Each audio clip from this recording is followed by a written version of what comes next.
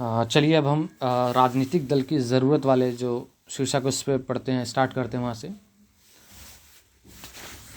दलों के काम की इस सूची से उस सवाल का जवाब मिलता है जो इस खंड की शुरुआत में पूछा गया था। दरअसल हमें राजनीतिक दलों की ज़रूरत इन्हीं कामों के लिए है, पर हमें अभी भी इस सवाल को पूछने की ज़रूरत है कि आधुनिक लोकतंत्र राजनीतिक दलों के बिना क्यों नहीं चल सकता। तो देखिए, अच्छा सवाल ये हो सकता है क्योंकि कोई राजनीतिक दलों की महत्ता ना मानने वाला, मतलब इसके महत्व को ना ये भी कह सकता है कोई दूसरा व्यक्ति या कोई भी शख्स कि क्यों राजनीतिक दल का होना ज़रूरी है। हमें ये इंश्योर करना है कि सबका भला हो, तो क्यों राजनीतिक दल ही करें। क्या अपने आप हम लोग मिल के ऐसी व्यवस्था नहीं बना सकते कि एक साथ मिल के रहें, सब अपने आप चलाएं। तो कुल मिला के ये प्रश्न उठता है कि राजनीतिक दल ही क्यों ये ले और इसकी हम अनिवार्यता क्यों कर रहे हैं, क्यों ज़रूरी है, एक तरह का कंपल्सरी बना दिया है ऐसा लगता है। तो ये सवाल एक तरह का। चलिए आगे देखते हैं हम। दलों के बिना क्या स्थिति होगी, इसी कल्पना करके ही हम उनकी ज़रूरत को समझ सकते हैं। अगर दल ना हो तो सारे उम्मीदवार स्वतंत्र या निर्दलीय होंगे। चलिए ये तो होगा ही, यानी कोई किसी पार्टी से नहीं होगा या होगी। तब इनमें से कोई भी बड़े नीतिगत बदलाव के बारे में लोगों से चुनावी वायदे करने की स्थिति में नहीं होगा। तो ये भी होगा, इनमें से बड़े बड़े वादे नहीं किए जाएंगे। सरकार बन जाएगी पर उसकी उपयोगिता संदिग्ध होगी। तो अब साथ साथ जो लोग 10वीं क्लास में हैं और आगे एग्ज़ाम भी देने वाले, वो लोग अपने इस हिसाब से भी देख सकते हैं कि जो बिंदु आ रहे हैं ये कि इनकी अनिवार्यता क्यों, इसकी ज़रूरत क्यों है। जो कि 2 बिंदु आ गए इस तरह से, 2 मैंने पढ़े। इसके अलावा सरकार बन जाएगी, उसकी उपयोगिता संदिग्ध होगी, ये तीसरी बात है। चौथी अगर देखें, निर्वाचित प्रतिनिधि सिर्फ अपनी निर्वाचन क्षेत्रों में किए गए कामों के लिए जवाबदेह होंगे। तो देखिए अपने अपने छोटा, इसका एरिया छोटा हो जाएगा अगर सब कोई पार्टी ना रहे तो। लेकिन देश कैसे चले इसके लिए कोई उत्तरदायी नहीं होगा, ये बड़ी बात है। देखिए बड़े स्तर पर, लार्जर स्केल पर अगर नेशनल लेवल पे कोई चीज़ करनी हो, उसके लिए मामला फिर एक तरह का वैसी स्थिति आ जाएगी कि क्या किया जाए, क्योंकि सब लोग जो अगर पार्टी नहीं रहेगी तो अपने अपने स्तर पर सोचेंगे और छोटे स्तर पर सोचेंगे और उनके अपने छोटे छोटे काम होंगे एरिया के हिसाब से। वो भी बड़े होंगे अपने एरिया के हिसाब से, बट उनका एरिया जो है नेशनल लेवल पे, जैसे प्रधानमंत्री पूरे देश को संभालते हैं, उन पर जिम्मेदारी है। देखो अपने यहाँ के सांसद भी है बनारस से, लेकिन देखिए एक देश के राष्ट्र प्रधानमंत्री भी हैं, तो बड़ी जिम्मेदारी जो लेते हैं वैसी जिम्मेदारी नहीं होंगी, आप भी समझ सकते हैं। फिर हम गैर दलीय आधार पर होने वाले पंचायत चुनाव का उदाहरण सामने रखकर भी इस बात की परख कर सकते हैं। हालांकि इस चुनावों में दल औपचारिक रूप से अपने उम्मीदवार नहीं खड़े करते, लेकिन हम पाते हैं कि चुनाव के अवसर पर पूरा गांव कई खेमों में बंट जाता है और हर खेमा सभी पदों के लिए अपने उम्मीदवारों का पैनल उतारता है। राजनीतिक दल भी ठीक यही काम करते हैं। यही कारण है कि हमें दुनिया के लगभग सभी देशों में राजनीतिक दल नज़र आते हैं, चाहे वह देश बड़ा हो या छोटा, नया हो या पुराना, विकसित हो या विकासशील। चलिए अब मुन्नी के प्रश्न को भी देख लेते हैं। बाएं हाथ पे देखेंगे। ठीक है, मान लिया कि हम राजनीतिक दलों के बगैर नहीं रह सकते, पर ज़रा यह बताइए कि किस आधार पर जनता किसी राजनीतिक दल का समर्थन करती है। देखिए पहले चीज़ समझना जरूरी है कि राजनीतिक दल हमारे समाज के हिस्से होते हैं, ये कहीं और से नहीं आते हैं। मानव जो समाज है हमारा, वहीं से आते हैं। और एक और बात है, जो ये जो प्रतिनिधि होते हैं वो लोग आम लोगों के, अपने अपने क्षेत्र के वो लोग प्रतिनिधि होते हैं, समझने वाली बात है।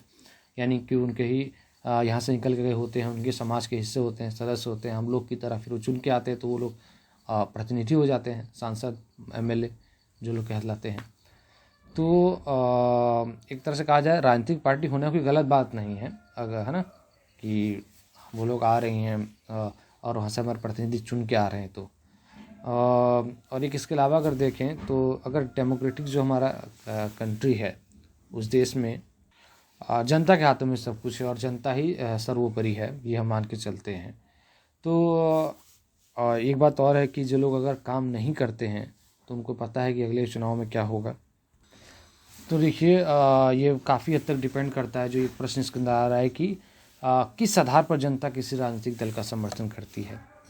बहुत आधार हो सकते हैं उनके। देखिए जो लोग अवेयर हैं, यानी जो लोग पढ़े लिखे हैं, कहा जाए एजुकेटेड हैं, वो लोग जानते हैं कि सरकार की कमियां क्या हैं और इसके बारे में बड़े अच्छे से वो समझ सकते हैं और सोच भी सकते हैं। लेकिन देखिए ये आज़ादी जो हम बोलते हैं सोच सकते हैं, इसकी स्वतंत्रता होकर भी लेकिन जो लोग निरक्षर हैं, पढ़े लिखे नहीं हैं, वो लोगों के पास कम उसको लेकर पूरी ब्रॉड जो अंडरस्टैंडिंग होती है वो नहीं हो पाती है। तो कई बार जाति के आधार पर वोट दिए जाते हैं। यार अब भारत की मैंने बताया कड़वी सच्चाई है, धर्म के आधार पर वोट पड़ते हैं काफ़ी हद तक। तो ये भी एक है। तो यानी वोटर्स के ऊपर डिपेंड करता है, कई तरह के वोटर्स अपने अपने हिसाब से देते हैं। अब हमारे यहाँ नोटा का भी एक विकल्प है चुनाव में, जो नन ऑफ द अबव बोलते हैं, उपरोक्त में से कोई नहीं। तो देखिए ऐसे ही वोट डालें, और काफ़ी हद तक धीरे धीरे इसकी शुरुआत भी हो रही है। वोट यानी मैं किसी को भी वोट नहीं डाल रहा, वोट डाल रहा हूँ और मैं किसी को भी मत नहीं दे रहा, लेकिन उम्मीदवार को। यानी देखिए, यानी कि जो ये वोट डालने वाले हैं वो बता रहे हैं कि किसी भी उम्मीदवार से नाखुश हैं वो। तो ये डिपेंड करता है उसकी पृष्ठभूमि भी किस प्रकार की हो जो वोट दे रहे हैं, तो राजनीतिक दल का जो सपोर्ट करती है जनता। चलिए पेज नंबर 75 पर आते हैं। राजनीतिक दलों का उदय प्रतिनिधित्व पर आधारित लोकतांत्रिक व्यवस्था के उभार के साथ जुड़ा हुआ है। तो देखिए प्रतिनिधित्व यानी रिप्रेजेंटेशन बोलते हैं हम ना, हमारा रिप्रेजेंटेटिव होता है। जैसे कोई हमारे में से कोई एक सदस्य जो हमारी पैरवी करेगा कहीं पर जाकर या करेगी, वो हमारे प्रतिनिधित्व होते हैं। तो इसी तरह से ये राजनीतिक दल ये भूमिका निभाते हैं, उम्मीदवार खड़े के अपने अपने एरिया में खड़े करके और चुनाव के माध्यम से वो लगाते हैं। हम पढ़ चुके हैं कि बड़े समाजों के लिए प्रतिनिधित्व आधारित लोकतंत्र की ज़रूरत होती है। बड़े जो भूभाग वाले होते हैं जिनका और समाज जो होता है वो काफ़ी बड़े क्षेत्र में होता है। जब समाज बड़े और जटिल हो जाते हैं तब उन्हें विभिन्न मुद्दों पर अलग अलग विचारों को समेटने और सरकार की नज़र में लाने के लिए किसी माध्यम या एजेंसी की ज़रूरत होती है। तो देखिए ये भी एक बड़ा पॉइंट है, जो महत्व बता रहा है राजनीतिक दल क्यों होने चाहिए। तो जितनी बड़ा समाज होगा उसका एरिया कितना बड़ा होगा, कॉम्प्लेक्स होंगी चीज़ें, एक दूसरे से मिली होंगी, इनकी नीड को समझना, उन्हें ऊपर लाना, इसके लिए एक अच्छी अंडरस्टैंडिंग वाले लोग चाहिए जो लोग उससे समझ सकें वास्तव में इनकी नीड क्या है, बहुत बारीक से चीज़ों को समझते हों और उन सबको एक साथ लेके चले भी ज़रूरी है, क्योंकि लोकतंत्र है और एक देश में और सबको शांति रहना शांतिपूर्ण तरीके से है। अगर किसी एक का पक्ष या दूसरे को झुका दिया, देखिए तनाव होता है, संघर्ष होते हैं, लड़ाइयाँ होती हैं, झगड़े होते हैं समुदायों के बीच में। तो यहाँ राजनीतिक दल अच्छी अगर भूमिका निभाते हैं तो यहाँ एक अच्छी भूमिका निभा सकते हैं। ठीक है, बड़े जो पश्चिमी देशों में जहाँ लोकतंत्र सफल रूप से काम कर रहा है काफ़ी अच्छे ढंग से, हमारे यहाँ भी एक तरह से अभी तक सफल ही मानेंगे, कुल मिलाकर व्यवस्था अभी चल रही है हमारे यहाँ भी। तो वहाँ यानी कि बहुत दूरदर्शी जो नेता थे, जो लीडर्स होते हैं ना, काफ़ी दूर तक ब्रॉड थिंकिंग वाले, उनकी वजह से है। और उन्होंने समाज को एक तरह से यूनाइट करने में, समाज में किसी तरह का स्ट्रेसफुल कंडीशन पैदा होने से रोका है। इस तरह से तो भाई सामंजस्य बना हमारे समाज में, यानी कि एक दूसरे से एकजुट है, एक साथ है, शांतिपूर्ण तरीके से रह रहे हैं। तो यहाँ इनकी ज़रूरत पड़ जाती है। विभिन्न जगहों से आए प्रतिनिधियों को साथ करने की ज़रूरत होती है ताकि एक जिम्मेवार सरकार का गठन हो सके। ये भी ज़रूरी है, यानी कि एक लार्जर स्केल पर सब प्रतिनिधि आएंगे तब मिल के एक और फैसला लेंगे जो बड़े स्तर पर लेंगे। जैसे मंत्री होते हैं बहुत सारे, आप देखेंगे अभी भी जो देश में सरकार है वो एनडीए की हम बोलते हैं, तो एक पार्टी नहीं है और भी कोई पार्टी से कई पार्टी मिल के है एक साथ सरकार बना रखी है। अभी उन्हें सरकार का समर्थन करने या उस पर अंकुश रखने, नीतियाँ बनवाने और नीतियों का समर्थन अथवा विरोध करने के लिए उपकरणों की ज़रूरत होती है। प्रत्येक प्रतिनिधि सरकार की ऐसी जो भी ज़रूरतें होती हैं, राजनीतिक दल उनको पूरा करते हैं। तो एक और महत्वपूर्ण बिंदु यहाँ पे आया है, पॉइंट जो आप देख सकते हैं। इस तरह हम कह सकते हैं कि राजनीतिक दल लोकतंत्र की एक अनिवार्य शर्त है, कंडीशन है, कंपलसरी है। देखिए एक तरह से आप इसके बिना सोच नहीं सकते। तो देखिए जो ऊपर जो मैंने बात की, इसमें देखिए इनकी नीतियों को बनवाने, देखिए जब जिसकी सरकार होगी, जो रूलिंग पार्टी होगी, तो वो लोग समर्थन करेंगे तभी तो आगे बढ़ेगा मामला, तब कानून बनेगा नेशनल लेवल पर या पूरे राज्य के स्तर पे भी। इसके अलावा विरोध करने विपक्ष का भी महत्वपूर्ण है कि मैं बात कर रहा हूँ राजनीतिक दल की, इसका मतलब मैं पक्ष और विपक्ष दोनों की बात कर रहा हूँ। यानी जो पार्टी में है, जिनकी सरकार है, और जो लोग अभी सरकार नहीं बनाए विपक्ष के लोग, यानी कुल मिलाकर राजनीतिक दल है ना, और वो जो भी हैं, मैं इनकी महत्व की बात कर रहा हूँ यहाँ पर। तो आप इस तरह से इसको ज़रूर देखें। चलिए नीचे देख लेते हैं क्या समझा क्या जाना वाले हिस्से पर। राजनीतिक दलों की गतिविधियां दर्शाने वाली इन तस्वीरों का वर्गीकरण करें। ऊपर बताई गई गतिविधियों से संबंधित अपने इलाके की कोई तस्वीर या खबर की कदर ढूंढिए। तो पहले हम इनको देख लेते हैं, इसी के आधार पर आप भी अपने अपने अपने क्षेत्र के जो लोग जहाँ सुन रहे हैं, देखिए किसी क्लास में तो आप बंधे नहीं हैं, हो सकता है कोई 10वीं हो, 12वीं हो, और भी बड़ी कोई हो सकता है कोई क्लास से ना संबंधित हो। तो देखिए जागरूक जो लोग हैं वो भी आप इसको सुनकर आप नोटिस कर सकते हैं चाहे तो, ख़ास तौर पर लेकिन जो क्लास में है 10वीं क्लास के उनके लिए एक्टिविटी है, उसको ध्यान में रख के एक्टिविटी बताया गया है ताकि आपकी समझ बहुत अच्छी बने। चलिए हम देखते हैं इन तस्वीरों को। तो आप लोग इन तस्वीरों में देख सकते हैं, पहला देखिए नीचे लिखा हुआ है तस्वीर के नीचे, भाजपा महिला मोर्चा की कार्यकर्ता प्याज और रसोई गैस की कीमतें बढ़ने के विरोध में प्रदर्शन करती हुई। तो एक उदाहरण दिखाया गया है यहाँ पर, और ये उदाहरण है विपक्ष की भूमिका की। देखिए विपक्ष कितनी बड़ी भूमिका निभाता है उसको लेकर ये बताया गया है। चलिए दूसरा देखते हैं, जहरीली शराब पीने से मरे व्यक्तियों के परिवारों को 1 लाख रुपए का चेक देते मंत्री। तो देखिए ये अपने आप में अच्छा उदाहरण है किसका, कि देखिए सरकार की कल्याणकारी योजनाएं होती हैं, कार्यक्रम होते हैं, उसको किस तरह से लागू किया जा रहा है ना, किया जाता है, मान लीजिए है ना, किया जा रहा है, क्योंकि इसका एक अच्छा उदाहरण है। तो उसका उदाहरण है देखिए, क्योंकि सरकार किसके लिए, जनता के लिए है, इसकी जिम्मेदार है, वो देखिए उनको सहायता प्रदान कर रही है। तीसरा वाला अगर देखिए इसमें क्या लिखा है, कोरिया की कंपनी पॉस्को को ओडिशा से लौह अयस्क निर्यात करने की अनुमति देने पर राज्य सरकार के खिलाफ माकपा, मार्क्सवादी कम्युनिस्ट पार्टी, भाकपा यानी भारतीय कम्युनिस्ट पार्टी, ओजीपी और जदएस, जनता दल सेक्युलर है ना, तो के कार्यकर्ता जुलूस निकालते हुए। तो देखिए जो तीसरी बात है कोरिया की कंपनी वाला जो है उसके खिलाफ, यहाँ देखिए विपक्षी भूमिका को दिखाया गया, कितने महत्वपूर्ण विपक्षी भूमिका होती है, और उसको उसका एक अच्छा उदाहरण दर्शाया गया है। तो चलिए कितने राजनीतिक दल, इस वाले शीर्षक पर आते हैं और पढ़ते हैं। लोकतंत्र में नागरिकों का कोई भी समूह राजनीतिक दल बना सकता है। तो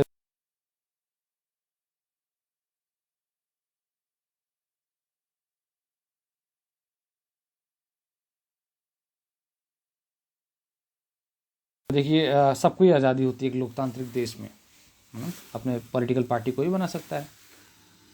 इस औपचारिक अर्थ में सभी देशों में बहुत से राजनीतिक दल हैं।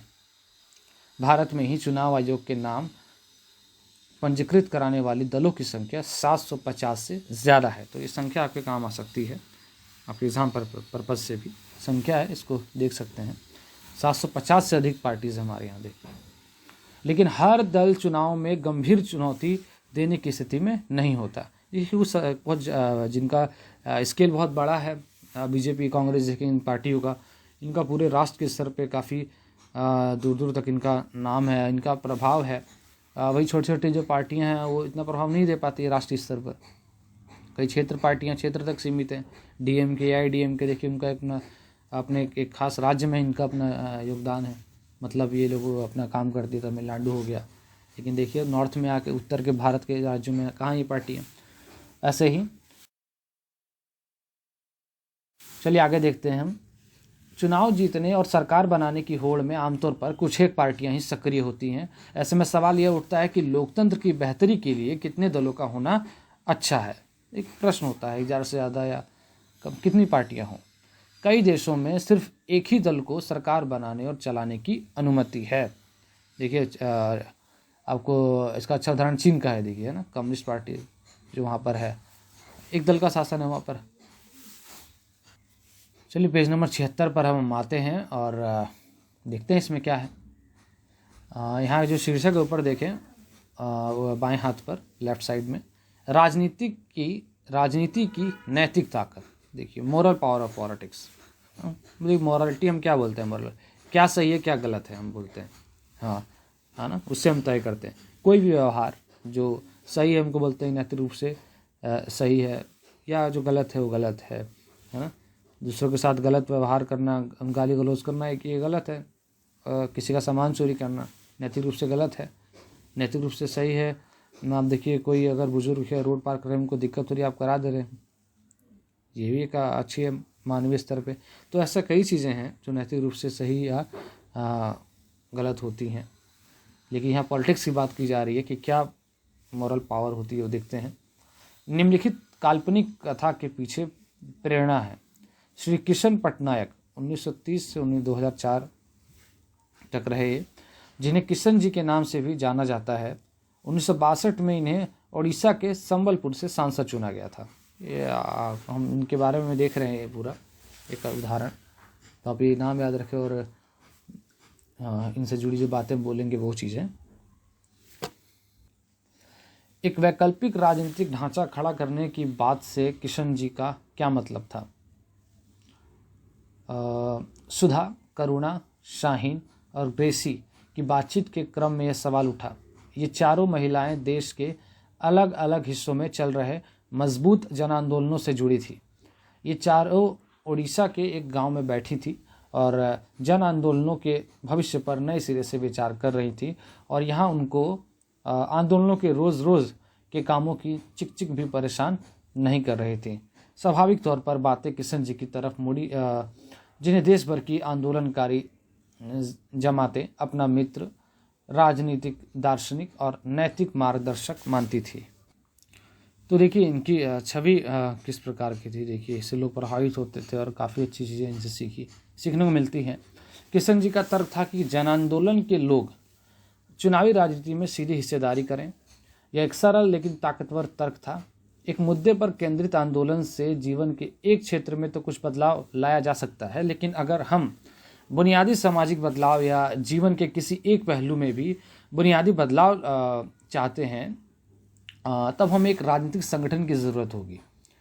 देखिए एक हिस्से से हटकर अगर हम पूरे लार्जर स्केल पर देखें तो एक सामाजिक बदलाव लाने के लिए एक बड़े बहुत सारे एस्पेक्ट्स को चेंज करने के लिए हमें एक राजनीतिक संगठन की ज़रूरत होगी। इसकी ये बात इन्होंने की। जन आंदोलनों को राजनीति में एक नैतिक ताकत के तौर पर एक नया राजनीतिक संगठन बनाना चाहिए। उन्होंने कहा कि यह तक तत्कालिक ज़रूरत है, क्योंकि सारे राजनीतिक दल सामाजिक बदलाव के लिए अप्रासंगिक हो चुके हैं। ग्रेसी ने कहा, लेकिन किशन जी ने कभी स्पष्ट नहीं किया कि यह संगठन कैसा होगा। उन्होंने सिर्फ राजनीतिक विकल्प या राजनीति से तीसरी शक्ति की बात की। पर क्या उनसे ऐसा कहने का आशय एक राजनीतिक दल बनाने से था? ग्रेसी का मानना था कि पुराने ठर्रे का राजनीतिक दल सामाजिक बदलाव लाने में समर्थ नहीं है। तो ये वाली बात ज़रूरी है। वो बोल रहे थे कि अप्रासंगिक हो चुके राजनीतिक दल। शायद उनका मानना था कि अपनी उपयोगिता वो खो चुके हैं राजनीतिक दल। असली जो उनकी बात थी जिसलिए बनना होता है। सुधा उसकी बात से सहमत थी। तो देखिए सुधा क्या कहती है, मैंने इस विषय पर कई बार विचार किया है। मैं मानती हूँ कि हमने आज तक विस्थापन, भूमंडलीकरण, जातिगत और लैंगिक उत्पीड़न या विकास के वैकल्पिक मॉडल के लिए जितने आंदोलन खड़े किए हैं वे राजनीतिक ही हैं। पर जैसे ही हम कोई दल बनाएंगे, हमारी इतने वर्षों की प्रतिष्ठा चौपट हो जाएगी। तब लोग हमें नेताओं से अलग नहीं मानेंगे। देखिए इनका भी अपना तर्क है। सुधा का वहाँ मानना है कि ये भी ज़रूरी नहीं है। तो वो बोले सामाजिक आंदोलन का जो आंदोलन होता है उनका अपना एक महत्व होता है, और राजनीतिक जो भूमिका होती है अपनी अलग एक भूमिका हो जाती है। उसके बाद कोई ज़्यादा महत्व रह नहीं जाता है, और जो इज्जत मिली होती है वो इज्जत वो खो देते हैं राजनीति में आने के बाद। करुणा ने बीच में ही कहा, फिर हमने यह भी देखा है कि मौजूदा दलों पर दबाव बनाकर भी काफ़ी कुछ हासिल किया जा सकता है। हमने पंचायत चुनावों में अपने उम्मीदवार उतारे थे, लेकिन नतीजे उत्साहजनक नहीं रहे। लोग हमारे काम का आदर करते हैं, वे हमें अच्छा भी मानते हैं, लेकिन जब वोट देने की बात आती है तो वे स्थापित दलों को ही वोट देते हैं। तो देखिए करुणा ने अपनी बात यहाँ पे रखी। उन्होंने कहा था कि पार्टी जो कुछ भी कह, एक बार पार्टी में आ जाने के बाद, यानी कि पार्टी बना लेते हैं लोकतांत्रिक में देश में, जब राजनीतिक दल बना लेते हैं उसके बाद जैसे दल बनाते हैं वो लोग चेंज हो जाते हैं और अपना जो मेजर जो पार्टीज़ होती हैं जो भूमिका निभाती हैं उन्हीं को वोट देते हैं। ये करुणा का तर्क था अपना। शाहीन उनसे सहमत नहीं थी। देखिए शाहीन अब क्या कहती है। देखिए बात बहुत साफ है। किशन जी चाहते थे कि सभी जन आंदोलन मिलकर एक नई राजनीतिक पार्टी बनाएं। हाँ, वे इस पार्टी को दूसरे से एकदम अलग रूप से देखना चाहते थे। वे राजनीतिक विकल्प बनाने की जगह वैकल्पिक किस्म की राजनीति चाहते थे। तो देखिए शाहीन ने कितने सबको मिला के और किशन जी की बातों को ही कितने अच्छे ढंग से रखा है यहाँ पर। किशन जी अब दुनिया में नहीं है, इन चारों कार्यकर्ताओं के बारे में आपकी क्या राय है? क्या उन्हें नया राजनीतिक दल बनाना चाहिए? क्या कोई राजनीतिक दल राजनीति में नैतिक बल बन सकता है? यह दल कैसा होना चाहिए? काफ़ी अच्छा प्रश्न यहाँ पर हमारे लिए आया है, सोचने के लिए। हम सब सोचें और इस उदाहरणों से समझें।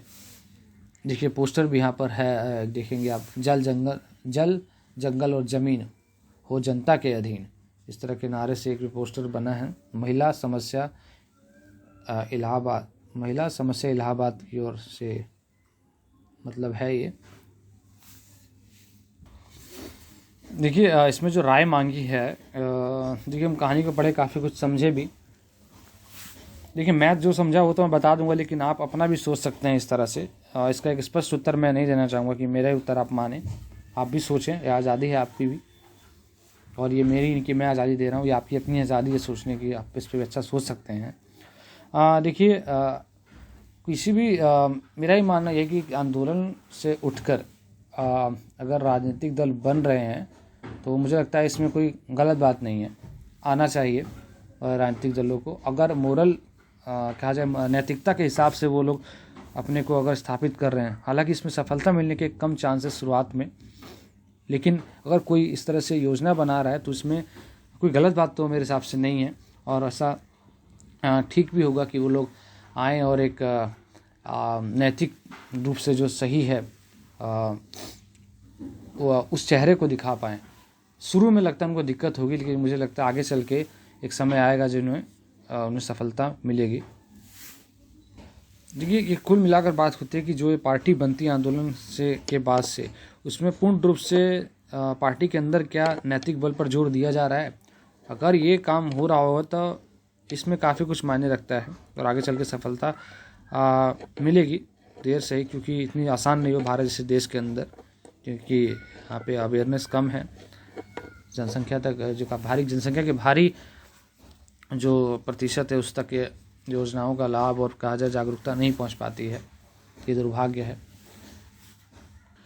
तो देखिए जैसा ये प्रश्न अगला है इसमें कि क्या उन्हें नया राजनीतिक दल बनाना चाहिए, तो बिल्कुल हाँ, राजनीतिक दल उन्हें बनाना चाहिए और जो भी उनकी जो योजनाएं हैं और उसको अपने एक्शंस में लाना चाहिए, इम्प्लीमेंटेशन उसका करना चाहिए।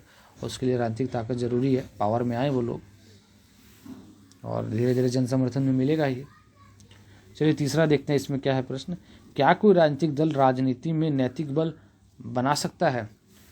तो बिल्कुल, जैसा मैंने ऊपर बात भी की, समय है। और लेकिन इसमें देखिए पार्टी में कौन से लोग होंगे, इसका क्राइटेरिया क्या होगा, इस पर खासा जोर देना होगा। किसी कोई पार्टी में उसका सदस्य ना बनाए, उसी कुछ शर्तें हों, तो मुझे लगता है ऐसी व्यवस्था बन सकती है, क्यों नहीं। क्योंकि अच्छे लोग भी हैं, ऐसी बात नहीं है, तो देश ऐसे ही नहीं चलता है। इतने दूरदर्शी नेता लोग रहे हैं हमारे आज़ादी के बाद से, उन्होंने इतना बड़ा सोचा। देखिए आज तक भी, इसलिए भारत में लोकतंत्र रहा है, हम इसको असफल नहीं कह सकते हैं। भारत में आज तक भी एग्जिस्ट है और आगे संभावना भी है। इतनी बड़ी जनसंख्या को, इतने बड़े समुदायों को एक साथ लेकर चलना, और अभी तक मुझे लगता है ये अपने आप में एक अच्छा उदाहरण है।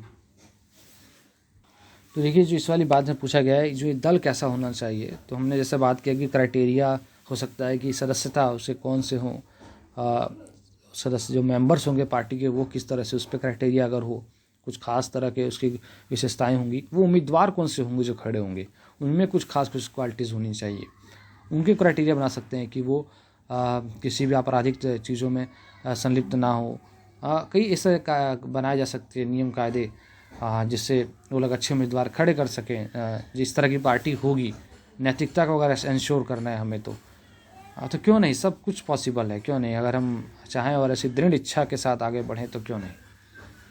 आप भी अपनी राय के लिए स्वतंत्र हैं, आप इसमें बहस कर सकते हैं, आप बात कर सकते हैं आपस में, और अपनी राय इस पर जो भी है, आप मेरा जो यूट्यूब जो आप देखेंगे वीडियो, उसके नीचे आप बिल्कुल अपना फीडबैक दे सकते हैं, अपनी राय प्रकट कर सकते हैं, बिल्कुल जो भी आपकी राय है। चलिए पेज नंबर 77 पर हम आते हैं। इस कारण उन्हें एक दलीय शासन व्यवस्था कहा जाता है। जो हम ऊपर थे जहाँ से हमने बताया, जहाँ पे एक पार्टी का सिर्फ शासन है। कक्षा 9 में हमने देखा था कि चीन में सिर्फ कम्युनिस्ट पार्टी को शासन करने की अनुमति है। हालांकि कानूनी रूप से वहाँ भी लोगों को राजनीतिक दल बनाने की आज़ादी है, पर वहाँ की चुनाव प्रणाली सत्ता के लिए स्वतंत्र प्रतिद्वंदिता की अनुमति नहीं देती। इसीलिए लोगों को नया राजनीतिक दल बनाने का कोई लाभ नहीं दिखता और इसीलिए कोई नया दल नहीं बन पाता है। तो देखिए कितना अपने हिसाब से उन्होंने कितना फ़ायदे की चीज़ बनाई है इन दलों ने, राजनीतिक जो कम्युनिस्ट पार्टी है उसने। लेकिन मैं भी इसे सही नहीं मानता हूँ बिल्कुल भी कि आपने इस तरह से आज़ादी नहीं दी और व्यवस्था को अपने ही पक्ष में किया, और ये तो गलत बात हुई ना। तो आगे देखते हैं। हम एक दलीय व्यवस्था को अच्छा विकल्प नहीं मान सकते क्योंकि ये लोकतांत्रिक विकल्प नहीं है। किसी भी लोकतांत्रिक व्यवस्था में कम से कम 2 दलों को राजनीतिक सत्ता के लिए चुनाव में प्रतिद्वंदिता करने की अनुमति तो होनी ही चाहिए। साथ ही उन्हें सत्ता में आ सकने का पर्याप्त अवसर भी रहना चाहिए। देखिए आज़ादी होनी चाहिए, मिनिमम जो 2 होनी चाहिए। कुछ देशों में सत्ता आमतौर पर 2 मुख्य दलों के बीच ही बदलती रहती है। वहाँ अनेक, जैसे पश्चिमी देशों में ब्रिटेन और अमेरिका जैसे इसका अच्छे उदाहरण हैं, वहाँ अनेक दूसरी पार्टियाँ हो सकती हैं, वे भी चुनाव लड़कर कुछ सीटें जीत सकती हैं, पर सिर्फ 2 ही दल बहुमत पाने और सरकार बनाने के प्रबल दावेदार होते हैं। अमेरिका और ब्रिटेन में ऐसी ही 2 दलीय व्यवस्था है। जैसे अमेरिका में रिपब्लिकन और डेमोक्रेट पार्टियां हैं। चलिए आगे देखते हैं। जब अनेक दल सत्ता के लिए होड़ में हो और 2 दलों से ज़्यादा के लिए अपने दम पर या दूसरों से गठबंधन करके सत्ता में आने का ठीक ठाक अवसर हो तो इसे बहुदलीय व्यवस्था कहते हैं, मल्टी पार्टी सिस्टम। देखिए किसे कहते हैं, एक बार और देखिए ध्यान से, बहुत वो नहीं है। जब अनेक दल यानी काफ़ी दल हो सकते हैं सत्ता के लिए होड़ में हो और 2 दलों से ज़्यादा के लिए अपने दम पर या दूसरों से गठबंधन करके सत्ता में आने का ठीक ठाक अवसर हो तो इसे बहुदलीय व्यवस्था कहते हैं। भारत के अंदर से इसका अच्छा उदाहरण देख लीजिए, आगे लिखा भी हुआ है, भारत में भी ऐसी बहुदलीय व्यवस्था है। यहाँ पे देखिए गठबंधन की पार्टी, आज भी जो पार्टी है, हालांकि वो अपने बहुमत पर है, सीटें उसकी हैं, वो अपनी सरकार बना सकती है, लेकिन फिर भी वो गठबंधन की सरकार कहलाई है। ये भारत की राजनीति तो है, ये कुछ पता नहीं आगे का, इसलिए सबको एक डर के साथ जीना भी होता है कि आपको नहीं पता आगे अगला क्या हो और जनता आपको क्या मज़ा सिखाएगी, तो आपको मिलकर चलना होता है। और यहाँ पर काफ़ी पार्टी मिलकर गठबंधन की सरकार बनाती हैं और एक दल के लिए ज़रूरी नहीं होता वो सरकार बना ले। जैसे इससे पहले के चुनाव में देखा जाए 2014 छोड़िए, 2004 की जो सरकार बनी थी और शायद 9 की जो बनी थी, उसमें सरकारों में जो यूपी की सरकार थी जिसे हम संयुक्त प्रगतिशील गठबंधन कहते हैं, यूनाइटेड प्रोग्रेसिव अलायंस, तो उसके अंदर ये अपनी इतनी ताकत नहीं थी कि वो स्वयं अपने दम पर सरकार बना लेते। तो ऐसी व्यवस्था बन जाती है अपने आप। 1989 से भारत में कहते हैं गठबंधन जो पूर्ण रूप से आने लगा अपने, और इसका दौर चलने लगा। और आगे बड़ी कक्षा में और अच्छे से आप जानेंगे विस्तार से, डिटेल में। चलिए आगे देखते हैं। इस व्यवस्था में कई दल गठबंधन बनाकर भी सरकार बना सकते हैं, जैसा मैंने बात किया। जब किसी बहुदलीय व्यवस्था में अनेक पार्टियां चुनाव लड़ने और सत्ता में आने के लिए आपस में हाथ मिला लेती है तो इसे गठबंधन या मोर्चा कहा जाता है। तो देखिए इसका भी अच्छा उदाहरण है। और तो आप ये डेफिनेशन याद रखिए, कोई कठिन बात नहीं है। देखिए एक अपने आप में जो सक्षम नहीं हो, बहुतों को मिला के चलना ही होगा साथ, क्योंकि आप सरकार में आ नहीं सकते, सीधी सी बात है और आसानी से समझ सकते हैं आप भी। तो ऐसा हुआ। जैसे 2004 के संसदीय चुनाव में भारत में ऐसे 3 प्रमुख गठबंधन थे। राष्ट्रीय जनतांत्रिक गठबंधन, एनडीए जिसे बोलते हैं, नेशनल डेमोक्रेटिक अलायंस, संयुक्त प्रगतिशील गठबंधन जिन्हें मैंने बोल दिया यूपीए, वाम मोर्चा था, लेफ्ट फ्रंट जिसे बोलते हैं। तो ये अनेक पार्टियों का गठबंधन है। अपने आप में इन्होंने कई पार्टियों को शामिल कर रखा था। अक्सर बहुदलीय व्यवस्था बहुत घालमेल वाली लगती है और देश को राजनीतिक अस्थिरता की तरफ ले जाती है, पर इसमें साथ ही इस प्रणाली में विभिन्न हितों और विचारों को राजनीतिक प्रतिनिधित्व मिल जाता है। तो देखिए हम इस तरह से देख सकते हैं राजनीतिक अस्थिरता कैसे। देखिए बहुत सारी जब पार्टियाँ होंगी, यहाँ 24 पार्टी एक साथ मिलकर अपनी सरकार बना रही हैं, तो देखिए अपनी अपनी मांगें होंगी उनकी, और बहुत मुश्किल हो जाएगा उनको एक साथ मिलाकर चलना। तो ये बहुत ज़्यादा इसके लिए एक सक्षम लीडर की ज़रूरत होती है जो प्रधानमंत्री हो। और बोलते हैं एनडीए के टाइम पे जो प्रधानमंत्री अटल बिहारी वाजपेयी थे, उस समय ऐसी स्थिति थी, काफ़ी पार्टी एक साथ थी, उनको मिलाना, एक साथ उनको मुद्दे पर निपटाना, चाहे यूपी की सरकार रही उसमें भी उनको लेके चलना ये अपने आप में बहुत मुश्किल बड़ा काम होता है। लेकिन एक अच्छी बात क्या होती है कि सबको अपना जो अलग, लेकिन जब बहुत सारी पार्टियाँ होंगी तो सबको मंत्रालय भी देने होते हैं अपने अपने, कुछ कुछ हर एक पार्टी को, तो उसका एक अच्छा फ़ायदा ही मिलता है कि सबके हित ऊपर तक आ पाते हैं, यानी कि मेन स्ट्रीम में। चलिए आगे देखते हैं। तो इनमें से कौन सी प्रणाली बेहतर है, तो ये प्रश्न आता है और काफ़ी कुछ हम आपने बात भी कर लिया, और इस पर आप अभी आप अच्छा से आप देख सकते हैं, इसको समझ सकते हैं।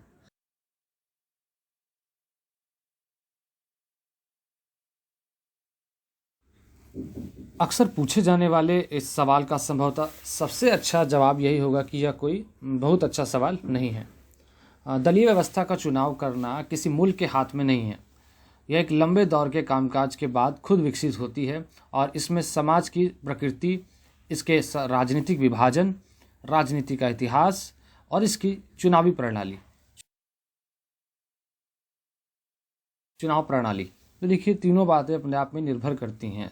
समाज की प्रकृति किस प्रकार की है, कितना टॉलरेंट है अपने आप में, जैसे हमारे भारत का है, अगर आज वो टॉलरेंट हमारी सोसाइटी है, अगर इस तरह की मान लीजिए अब तक रही भी है, अभी हालांकि ये विवाद हो रहे हैं और समाज में इस तरह की चीज़ें आ गई हैं कि दिक्कतें आ रही हैं, बट लंबे समय तक डेमोक्रेसी अगर रही है हमारे यहाँ पे और काम कर पाई है, तो इसका कारण हमारे समाज के लोग भी हैं। इसका नेचर किस प्रकार से रहा है, इन लोगों में एक प्रकार का समझौता, सामंजस्य जिन्हें बोलते हैं, कि वो मिल के रहें, साथ मिलजुल बना के रहें, तो इसका परिणाम होता है। पॉलिटिकली हमारे नेता किस स्तर के थे, ये भी डिपेंड करता है, तो बहुत कुछ। और चुनाव की प्रणाली भी अपने आप में किस प्रकार की, ये भी डिपेंड करता है।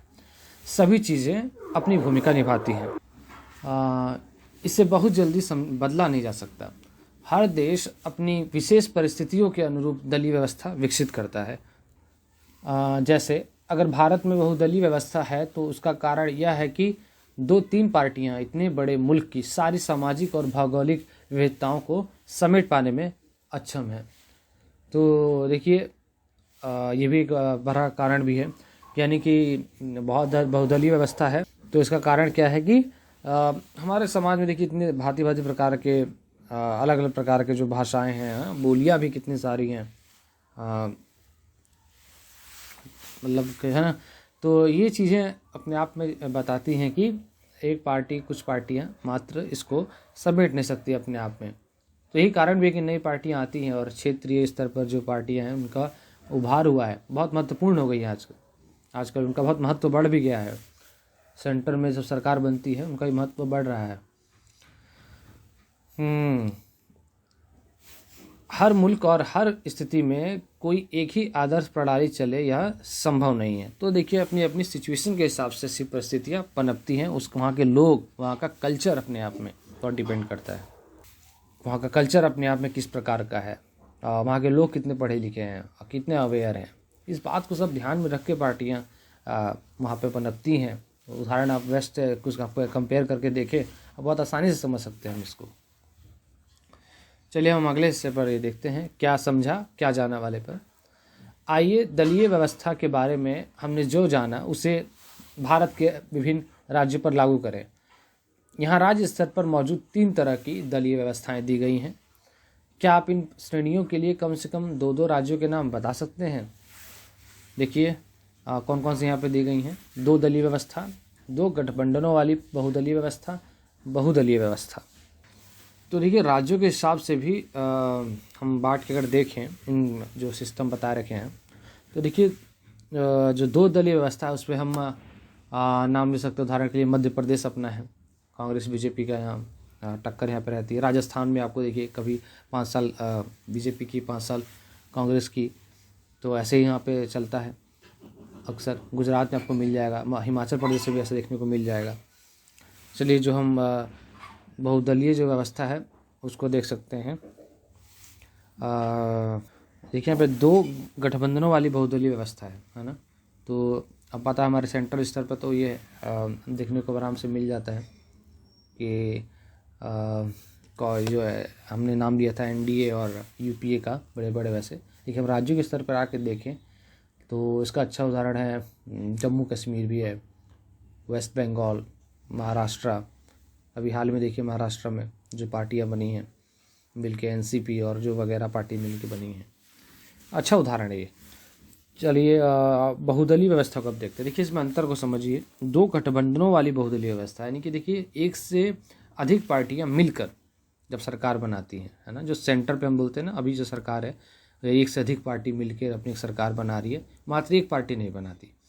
और एक सरकार में ही बहुत सारी पार्टियां होती हैं, जो विपक्ष की जो सरकार होती है उसमें भी बहुत सारी पार्टियां मिलकर होती हैं, तो गठबंधन होता है जो इस तरह से।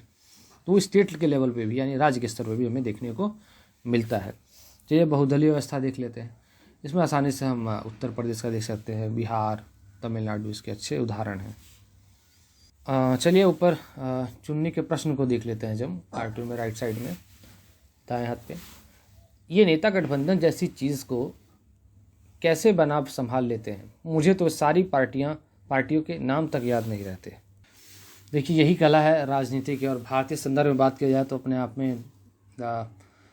ये देखना और इसको संभालना बात तो है, ये अपने आप में बहुत आसान चीज़ बात तो नहीं होती है, लेकिन ये स्ट्रेटजी होती है और प्लानिंग इस तरह से बनाई जाती है। देखिए अपने अपने मंत्रालय दिए जाते हैं हर एक पार्टी को, जो गठबंधन की सरकार होती है उसमें। अभी आप देखें जो रामविलास पासवान थे, अभी मर गए, उनको एक मंत्रालय दिया गया था, वो तो बीजेपी के नहीं थे, गठबंधन सरकार में थे, एक पार्ट थे।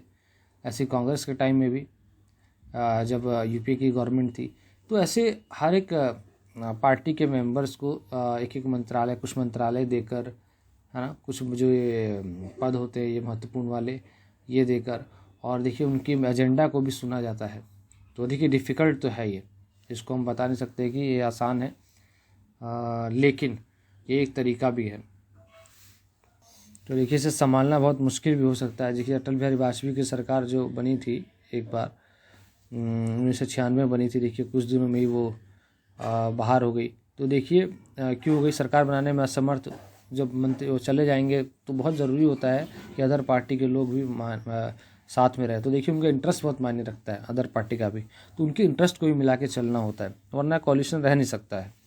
हालांकि जो अभी की अब देखें, अभी जो सरकार है सेंटर में अपने बहुमत में है, मजबूत स्थिति में है, लेकिन फिर भी देखिए कॉलिशन गवर्नमेंट बना रखी है, क्योंकि उनको आगे का पता है।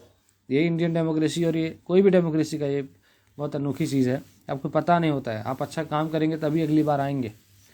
तो आपको ये ध्यान रखना होता है कि सबसे बना के चलें जो आपकी विचारधारा से मिलकर चलते हैं।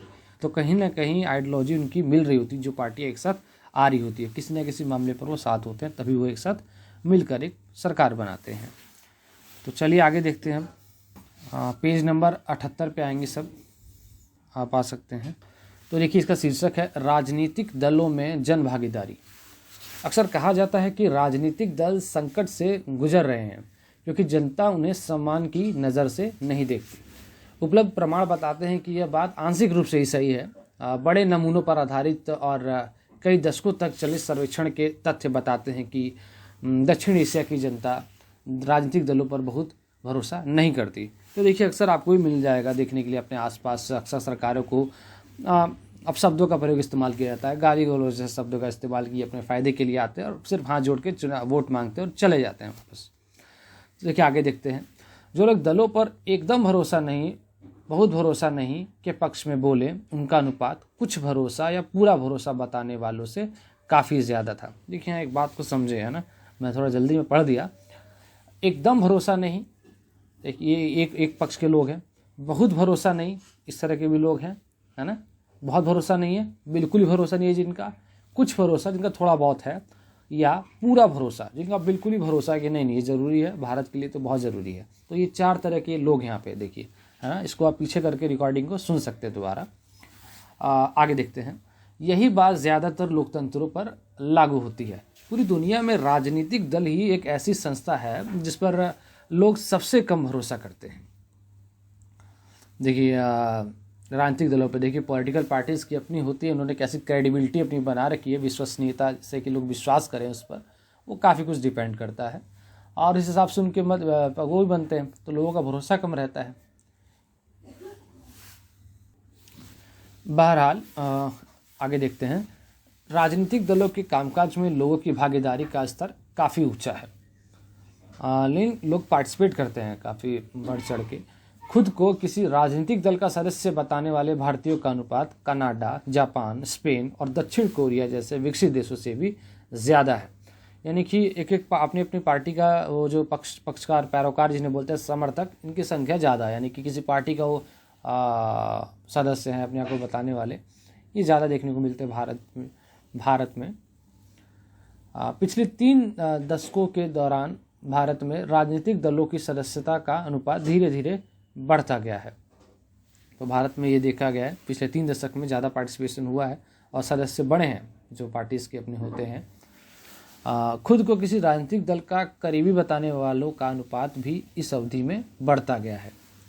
तो मतलब लेवल बढ़ रहा है, ये आंकड़े बता रहे हैं, डाटा जो होते हैं वो बता रहे हैं डाटा।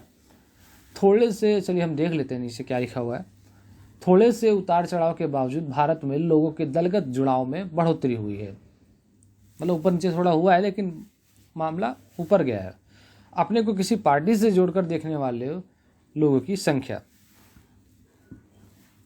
तो ये देखिए बताया गया यहाँ पे जो लोग हैं जो अपने को पार्टी से जोड़कर जो लोग देखते हैं उनकी संख्या में कुल मिला के बढ़ोतरी हुई है, थोड़ा ऊपर नीचे हुआ ये बता रहे हैं ये। एक और देखते हैं बगल में हम राइट साइड में, विभिन्न दलों की सदस्य संख्या दक्षिण एशिया में शेष विश्व की अपेक्षा कहीं ज़्यादा है।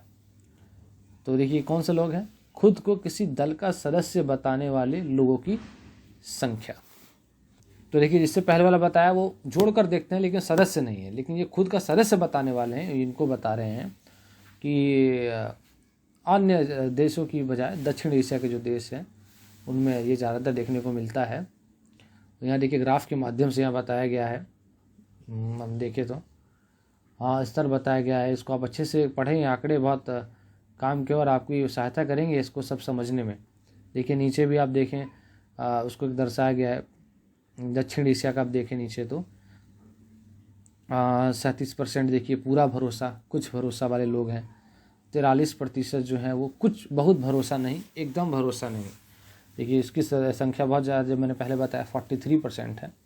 20% देखिए नहीं जानते या कुछ बता नहीं रहे, उसको लेकर है। अब आप देखें यहाँ पर एक बता रहे हैं कि भारत में पार्टी सदस्यता बढ़ी है। खुद को किसी पार्टी का सदस्य बताने वालों की संख्या का ग्राफ देखिए, ग्राफ नीचे ये दिख रहा है लगातार बढ़ रहा है और वो 16 के पर नीचे भी है, वो बढ़ ही रहा है। ऊपर भी देख लें वो ग्राफ बना हुआ है, उसके हिसाब से बताया गया है 1971 और 2005 तक का। ऊपर नीचे थोड़ा बहुत हुआ है मामला। वैश्विक औसत देखिए, उसमें देखिए वैश्विक औसत में आपको दिख रहा होगा सबसे ऊपर देखिए तंजानिया बांग्लादेश का आपको दिख रहा है 26.2%, बांग्लादेश का 23.5 है। दूसरा नीचे करते हुए स्पेन तक 1.3 है। तो देखिए उससे ऊपर से लेकर नीचे तक किस तरह से बना हुआ है। भारत में 11.4 है। तो आप इसको देखें चित्र में जो ये बना हुआ है उसको आप इसको समझें अपनी ओर से, ये सहायता करेंगे आपको इस स्थिति को समझने में। ये स्रोत हैं SDSA टीम जो है ऑक्सफोर्ड यूनिवर्सिटी प्रेस से प्रकाशित हुई है। तो आप इसको देखें, इसको समझें और आप ये और हेल्प करेंगे। चलिए पेज नंबर 79 पे अब चलते हैं। देखिए राष्ट्रीय दल वाले शीर्षक पर हम आते हैं। विश्व के संघीय व्यवस्था वाले लोकतंत्रों में 2 तरह के राजनीतिक दल हैं। देखिए ये यहीं से बिंदु तैयार होते हैं और आप इसको बस समझें कौन कौन से हैं। संघीय इकाइयों में से सिर्फ एक इकाई में अस्तित्व रखने वाले दल और अनेक या संघ की सभी इकाइयों में अस्तित्व रखने वाले दल। देखिए 2 तरह के यहाँ बताए गए हैं। देखिए हमने संघीय का मतलब बताया था आपको, जहाँ पे जो पावर है जिस देश में जो शक्तियाँ हैं वो राज्य और केंद्र में बटी हैं, वो संघीय व्यवस्था। अमेरिका हो गया, भारत हो गया, है ना, ये उदाहरण है। तो ये 2 उदाहरण दिए गए हैं। भारत में भी यही स्थिति है। कई पार्टियां पूरे देश में फैली हुई हैं और उन्हें राष्ट्रीय पार्टी कहा जाता है। देखिए अभी पूछ लिया जाए राष्ट्रीय पार्टी कौन है। देखिए राष्ट्रीय मतलब इंग्लिश वर्ड है नेशनल, पार्टी से आपको पता है दल, तो यानी जिनका पूरे देश भर में जिनका फैलाव है। सिंपल, आप याद रखें इसको, तो आप हमेशा याद रखेंगे जो पूरे देश में फैली हुई है पार्टी है वो राष्ट्रीय पार्टी है। इन दलों की विभिन्न राज्यों में इकाइयाँ हैं, पर कुल मिलाकर देखें तो ये सारी इकाइयाँ राष्ट्रीय स्तर पर तय होने वाली नीतियों कार्यक्रमों और रणनीतियों को ही मानती हैं। तो देखिए यानी कि इन पार्टियों का फैलाव हर जगह है और देश के हर एक जगह पे इनके अपने अपने यूनिट हैं, इकाइयाँ जिन्हें बोलते हैं। आपके आसपास भी होगा किसी पार्टी का, देखें कांग्रेस बीजेपी जैसी पार्टियों का ये उदाहरण है। तो इनका फैलाव आपको देखने को मिल जाएगा। लेकिन देखिए ये सुप्रीम कमांडर, जो ऊपर के कमांड होते हैं, जो ऊपर के लीडर्स जो फैसला लेते हैं, उसके ऊपर ये काफ़ी कुछ डिपेंड करता है ना। तो उसके हिसाब से ही चलेगा और ये देखना बहुत ज़रूरी है। आगे बढ़ते हैं। देश की हर पार्टी को निर्वाचन आयोग में अपना पंजीकरण कराना होता है। देखिए साधारण सी बात है, सिंपली आप अपने आसपास भी देखते होंगे पार्टियां होती हैं, फिल्मों में अक्सर आपको देखने को मिलेगा। ये ज़्यादा अच्छा उदाहरण फिल्म से है। फिल्मों में आपको कुछ कई बार देखने को मिल जाएगा।